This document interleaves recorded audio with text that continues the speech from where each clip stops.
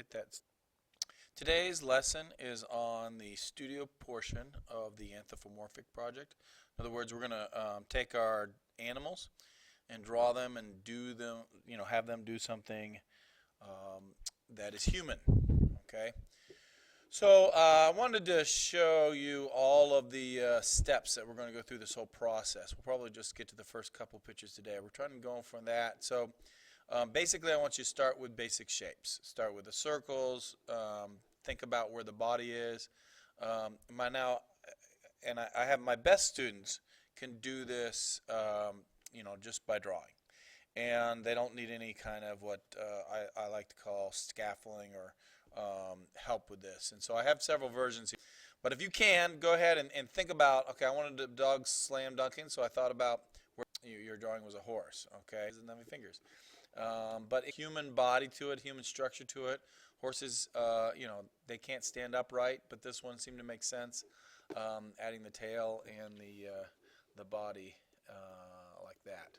All right, so like I said, you should start class with an animal. For example, it might be a lizard, or it might be the squirrel here.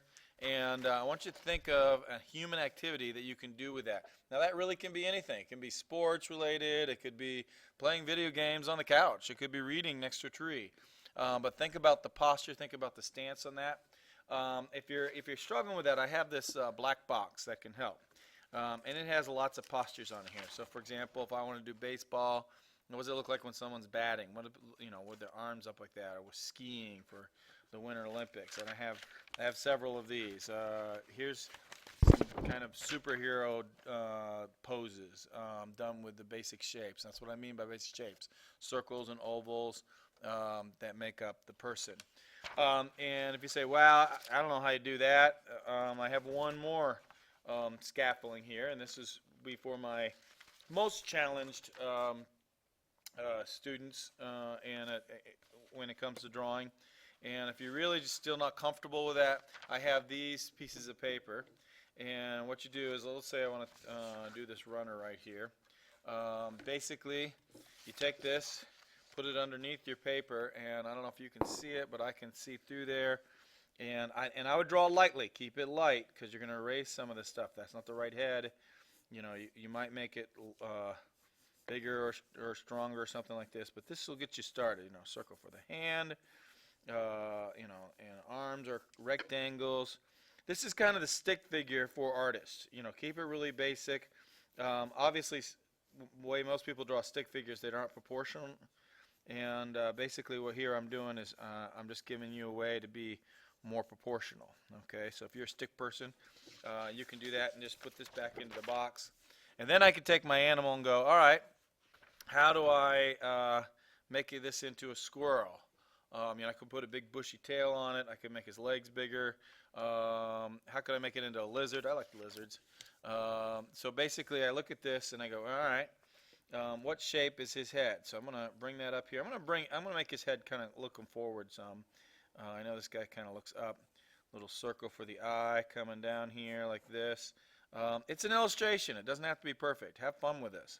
I think you can really see when a student's having fun and when they're struggling with this. I'm not going to put scales on it now because I'm going to do that eventually with the color pencils.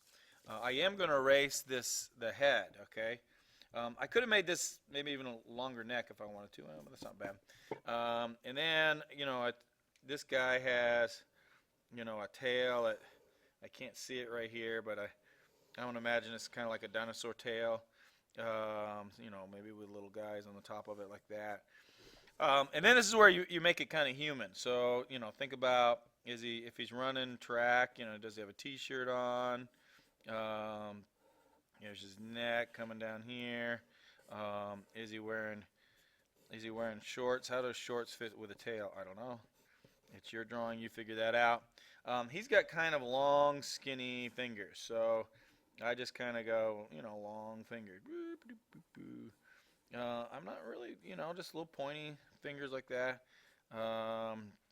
Maybe they're curved in a little bit. When I run, my fingers are curved in, so I might curve those in.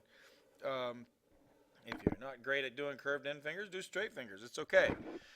Like I said, if it looks a little goofy. Now the feet are going to be hard if I make lizard feet. For me, better to make human feet because they wear shoes. So I put some socks on there, put some shoes coming across here like this, maybe some tennis shoes.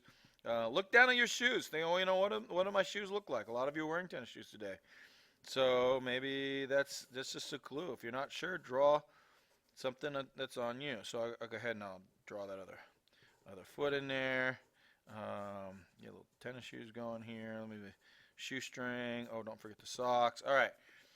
There's my guy. He's running. You know, and like I said, a simple background.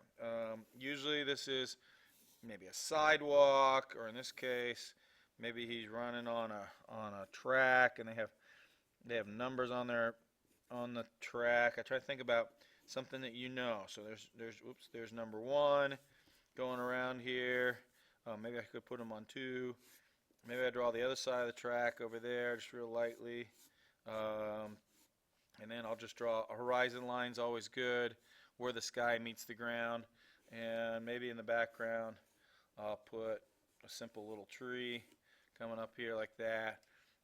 Maybe this is I don't know, if this is a school or something, I could do a bit of the school over there. I could do a fence, or I could just do, you know, put a little bush here. I mean, don't make it complicated. The background's not as important. Please don't put a big old sun in the corner. I hate that. That's like a first grade thing.